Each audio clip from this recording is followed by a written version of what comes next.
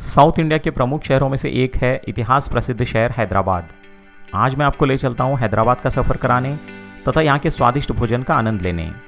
मैं हूँ डॉक्टर राजेंद्र पवार और मेरे साथ है बेलगाम के आरपीडी कॉलेज के स्टूडेंट्स और साथ में है हमारे मित्र प्रोफेसर विजय कुमार पाटिल और आरपीडी कॉलेज के महिला कर्मचारी श्रीमती गीता सुतार।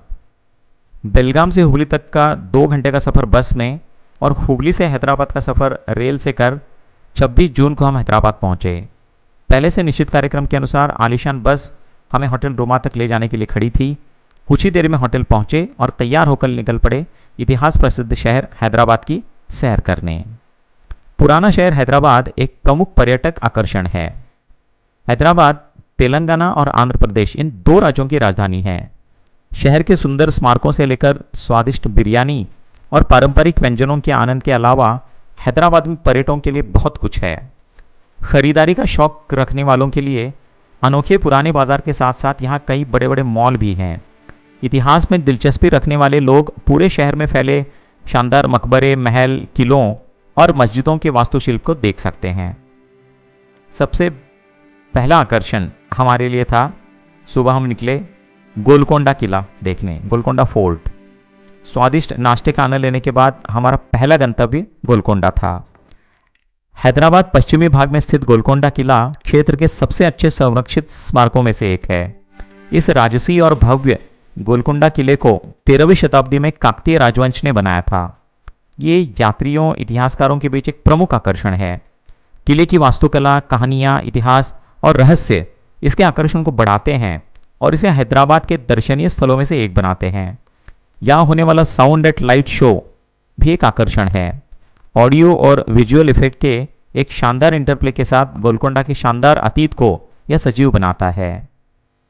गोलकोंडा में दोपहर के बाद तक समय गुजारने के बाद हम बाहर निकले और आए बिरला मंदिर। ये एक सुविधायक और देखने जैसा मंदिर है। पहाड़ियों पर स्थित होने के कारण मंदिर की ऊंचाई लगभग 280 फीट है। ओडिशा और दक्षिण भारत की मिश्रित स्थापत्य शैली के साथ पूजा स्थल रामायण और महाभारत के आकर्षक महाकाव्य दृश्यों से अलंकृत है, जिन्हें संगमरमर की बारीकी के साथ तलाशा गया है। मंदिर में तिरुपति वेंकटेश्वर की 11 फीट ऊंची मूर्ति है। साथ ही मुखमंडपम में भारतीय पौराणिक कथाओं को चित्रित करने वाली कई संगमरमर की नक्काशी भी देखी जा सकती है। मंदिर में वेंकटेश्वर, पद्मावती और अंडाल के साथ साथ बुद्ध को समर्पित एक अलग मंदिर भी है। यहाँ से निकलकर हम आए हुसैन सागर, लेकिन आते आते रास्ते में पड़ता है चौमहल्ला पैलेस और एनटीआर पार्क, वह हमने देखा। हैदराबाद के ऐतिहासिक पर्यटन स्थलों में से एक चौमहल्ला पैलेस है। यह हैदराबादी निज़ामों का पूर्व आधिकारिक निवास हुआ करता था। इस परिसर को सुंदर फव्वारों, विशाल हरे भरे बगीचों, कई महलों, घंटाघरों और काउंसिल हॉल से सजाया गया है। अपनी खूबसूरती, भौगोलिक स्थिति के कारण हैदराबाद का छोटा सा पार्क एनटीआर गार्डन भी काफ़ी लोकप्रिय है। एनटी रामाराव को समर्पित इस गार्डन का निर्माण कार्य 1999 में शुरू किया गया था। 1999 में एनटी रामाराव सिर्फ एक नामचीन कलाकार ही नहीं थे, बल्कि जाने माने राजनेता भी थे। वे आंध्र प्रदेश के मुख्यमंत्री भी रहे और शहर के विकास में उन्होंने अहम योगदान दिया है। तो नज़दीक ही है हुसैन सागर झील और लुम्बिनी पार्क, वहाँ हम आए। एशिया की सबसे बड़ी आर्टिफिशियल झील के रूप में प्रसिद्ध हुसैन सागर झील हैदराबाद में स्थित सबसे लोकप्रिय पर्यटक आकर्षणों में से एक है। झील को 1563 में इब्राहिम कुली कुतुब शाह द्वारा शुरू किया गया था। झील के बीचों बीच स्थापित बुद्ध की मूर्ति इसके आकर्षण को और बढ़ा देती है। हम इस झील के बीच में थे और हमारे चारों ओर पानी था। मैं उस भावना को शब्दों में बयान नहीं कर सकता। जलीय उपस्थिति के कारण हवा में ठंडक महसूस की जा सकती थी। झील के आसपास लोगों के लिए कई मनोरंजन की चीज़ें भी हैं, जैसे बोटिंग, वाटर स्पोर्ट्स और साथ में लुम्बिनी पार्क। अनूठी दिल के आकार की रूपरेखा के कारण हुसैन सागर झील को संयुक्त राष्ट्र विश्व पर्यटन संगठन अर्थात UNWTO द्वारा दुनिया का दिल घोषित किया गया है। पूरा दिन वहां घूमने के बाद भी छात्रों का उत्साह कम नहीं हुआ। हैदराबाद के स्वादिष्ट व्यंजनों का स्वाद लेकर हम होटल रोमा पहुंचे और विश्राम किया। दूसरे दिन का आकर्षण था रामोजी फिल्म सिटी, जिसे देखने के लिए सभी आतुर थे। तो सुबह होटल से बाहर निकलने में थोड़ी देर हो गई, जिससे रामोजी फिल्म सिटी के प्रवेश द्वार पर पर्यटकों के स्वागत के लिए सुबह जो एक विशेष मनोरंजन का कार्यक्रम होता है वह हमने मिस किया। 1991 में 1991 में रामोजी समूह के प्रमुख रामोजी राव द्वारा स्थापित रामोजी फिल्म सिटी हैदराबाद शहर के बाहर एक शानदार टूरिस्ट प्लेस है। यह करीब 2500 एकड़ में फैला दुनिया का सबसे बड़ा फिल्म स्टूडियो परिसर भी है, जिसे गिनीज वर्ल्ड रिकॉर्ड द्वारा प्रमाणित किया गया है। जब हम फिल्म सिटी में प्रवेश कर रहे थे तो चारों तरफ से हरे भरे नज़ारे दिख रहे थे। अब परिसर के भीतर दौरा करने का समय था, जैसे कि जापानी garden, sun fountain, Eureka, angel fountain, princess street, jail, airport, railway station, मंदिर, फिल्म वर्ल्ड, गार्डन में पाए गए विभिन्न खूबसूरत पौधे और रामोजी टावर। यह स्थान आकर्षण से इतना भरा हुआ था कि हर जगह हमारे लिए एक यादगार पल था।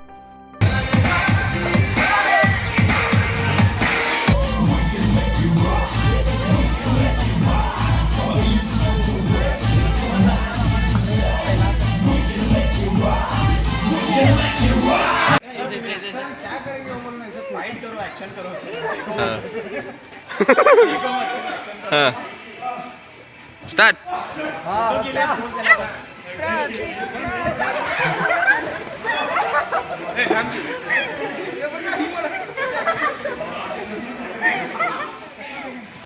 रामोजी फिल्म सिटी में हर उम्र के लोगों के लिए कुछ न कुछ देखने को ज़रूर मिलेगा। यहाँ के कई तरह के रेस्टोरेंट, बच्चों के लिए पार्क, लाइट शो, शॉपिंग करने के लिए कई वेन्यू जैसी चीज़ें भी मौजूद हैं। विख्यात फिल्म बाहुबली का सेट अब तक यहाँ है, जहाँ फोटो खींचते हुए छात्र थकते नहीं थे। यहाँ से बाहर निकलकर शाम के समय हम पहुँचे चार मीनार। हैदराबाद की पहचान चार मीनार को देखने के लिए हम सब बहुत उत्साहित थे। यह हैदराबाद के शहर के मध्य में स्थित है। 15वीं सदी के इस चमत्कार का निर्माण किया गया था। जैसा कि संरचना से स्पष्ट है, इसका नाम इसलिए रखा गया क्योंकि इसमें चार मीनारें हैं, इसलिए चार मीनार। प्रत्येक कोने पर चार मीनार और आकर्षक वास्तुकला मंत्रमुग्ध कर देने वाली है। तीसरे दिन हमें उस्मानिया विश्वविद्यालय तथा इफ्लू अर्थात English and foreign language university जाना था। उस्मानिया विश्वविद्यालय हैदराबाद स्थित एक राज्य विश्वविद्यालय है, स्टेट यूनिवर्सिटी है। इसकी स्थापना 1918 में हैदराबाद के निज़ाम मीर उस्मान अली खान ने की थी। यह भारत का 7वां सबसे पुराना विश्वविद्यालय है। यहाँ हिंदी विभागाध्यक्ष डॉक्टर मायादेवी जी तथा हिंदी विभाग के अन्य प्राध्यापकों ने हमारा स्वागत किया। हिंदी के क्षेत्र में रोजगार के अवसर, इस विषय पर उन्होंने हमारे छात्रों को जानकारी दी। वहाँ से इफ्लू अर्थात English and foreign language university का कैंपस देखकर निकल पड़े सालार जंग म्यूजियम, जो भारत के 3 राष्ट्रीय संग्रहालयों में से एक है। इस संग्रहालय में 10 लाख से भी ज़्यादा वस्तुएं संग्रहित करके रखी गई हैं, जिन्हें देखने के लिए दुनिया भर के पर्यटक आते हैं। इस संग्रहालय की स्थापना 16 दिसंबर 1951 को हुई थी। इस संग्रहालय में देश विदेश की बेहतरीन मूर्तियाँ, पेंटिंग्स, नक्काशीदार वस्तुएं, पांडुलिपियाँ एवं वस्त्र तथा निज़ाम से संबंधित अन्य चीज़ों का संग्रह किया गया है, जो पर्यटकों का दिल छू लेता है। आखिर हैदराबाद एक ऐसा शहर है जो अपनी पारंपरिक खाद्य संस्कृति के लिए भी जाना जाता है। जायकेदार बिरयानी और हैदराबादी हलीम के अलावा अनेक पारंपरिक व्यंजन जहाँ यहाँ की खासियत है। खुबानी का मीठा हैदराबाद की खास मिठाई है, जो बादाम के साथ सूखे खुबानी का उपयोग करके बनाई जाती है। इसे आइसक्रीम या गाढ़ी मलाई के साथ खाया जा सकता है। डबल का मीठा हैदराबादी स्ट्रीट फूड है, जो आमतौर पर हैदराबादी मुस्लिम शादियों में परोसा जाता है। यह एक ब्रेड पुडिंग है, जिसमें ब्रेड स्लाइस को केसर और इलायची वाले दूध में भिगोया जाता है। बेक करने के बाद इसका आकार दोगुना हो जाता है। शीर खुरमा दूध तथा खजूर से तैयार किया जाने वाला सेवी का हलवा है, जो विशेष अवसरों पर बनाया जाता है। इसका स्वाद मीठा और मलाईदार होता है। तो कहने के लिए बहुत कुछ है, लेकिन 3 दिनों में जितना हम देख सके उसके बारे में मैंने बताया। हमने हैदराबाद के सफ़र का भरपूर आनंद लिया। यह सफ़र हैदराबादी लोगों और व्यंजनों के आनंद के साथ साथ ऐतिहासिक और सांस्कृतिक अनुभव से भरपूर था।